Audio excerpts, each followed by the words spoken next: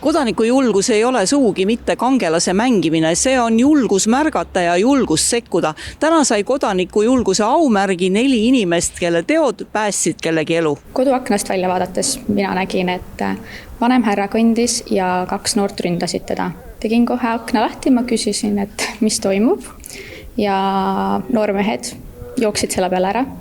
Läksin alla, nägin, et vana härra oli viga saanud, ta oli ilmselgelt šokis ja istus autosse, sõitis ära. Kirjutasin, ma ei mäleta, kas ma kirjutasin selle numbri märgi üles või ma tegin pilti sellest ja siis ma teavitasin politseid. Ja mida te tundsite või mõtlesite, kui te nägite, et siis 2 maskis noormeest ründavad? Minu automaatne reaktsioon oli, et teha häält selle peale ja joosta alla, uurida, mis seal toimub. Kas te kartsite ka? Ma ei ütleks, see läks täiesti automaatselt. Kuulsin, et pargist tuleb miski kisa. Mingi kaudunne ütles, et ei ole laste kisa või ei ole aru saada, mis kisa. Täpselt läks vaatama ja seal oli siis keskeline härrasmööda tüdrukule kallale tunginud. Siis ütleme, kuidas sai öeldakse, et vastu vaidlused mitte salliva häälega käskin tal eemale minna. Seda sai mõne korrad öeldud, siis ta kuuletus, isegi astus eemale. Siis mingil hetkel sain aru, et ta nüüd arvab, et ta läheb ära, siis ma lihtsalt tõmbasin ta maha. Öelge, kas te kartsite ka või teise mehe vastu minna? Tollel hetkel see oli nii vähe aega, et ma nagu väga ei jõudnud mõelda. Aga kuna jõudude vahekord oli siuke, et seal ei olnud võimalust, et äkki laheneb ära või nii, et siis ma lihtsalt sekkusin. Just Aini kõhlematu sekkumine päästis 14-aastase tütarlapse keskealise mehe käest, kes plaanis tüdruku suhtes toime panna sugulise iseloomuga tegu. Oma lugu on ka Oksanal rääkida, kes märkas juhusliku möödujana, kuidas lapse suhtes pandi toime raske kuritegu.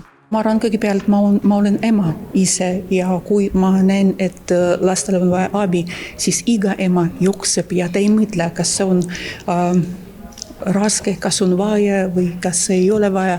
Iga ema läheb ja annab abi. Lähemalt sellest kuriteost siiski rääkida ei saa, sest Oksana juhtumi puhul on kriminaalasi alles pooleli. Sama puudutab tänast 4. kodanikujulguse aumärgi saajat, täna 16-aastast Kiirat, kes helistas lasteabi telefonile, et teatada noorest, keda tema lähedane seksuaalselt väärkohtleb. Kahjuks me näeme Eestis, et seksuaalründed kasvavad. Umbes 35% seksuaalrünnakute ohvritest ei tunne teo toimepanijat, ehk see on täiesti võõras inimene.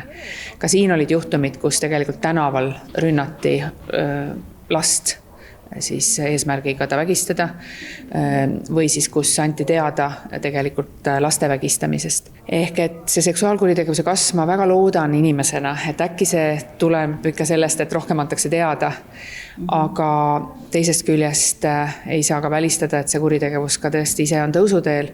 Seda enam on oluline, et igaüks, kes kahlustab midagi, näeb midagi, annab sellest teada, et ohver pääseks ja kurjategija saaks õiglase karistuse. Tõeliselt turvalise riigid me saame siis teha, kui me kõik üheskoos seda ehitame turvalisemaks, et siis keegi on abis, vajab abi, või keegi on meist nõrgem ja vajab abi, siis me sekkume, märkame, anname teada. No nii me näitame, et me päriselt, et Eesti ongi üks riik, kus üksteisest hoolitakse ja üksteist aidatakse.